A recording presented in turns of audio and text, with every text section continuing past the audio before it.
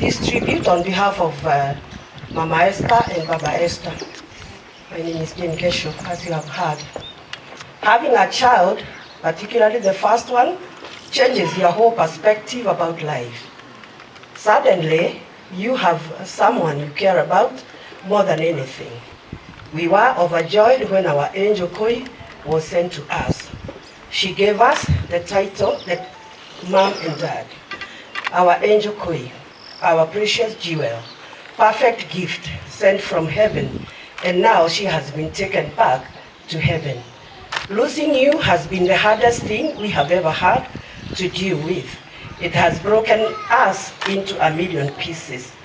Koi, you are so full of life. You are truly beautiful inside and out. You are bubbly, outgoing, and you wanted to try all things new and was not afraid. You enjoyed life and was eager to taste all that is offered. We did not see this coming, as you had great future ahead of you. We really hoped that you would live to see your handsome Sinclair grow into an adult and probably get married sometime, and you also become a grandmother. We promise to take care of your son like we have always done. We will enjoy love and support from us at all times. It is with so much sadness that we are here today to bid you farewell, for you have been taken away from us too early.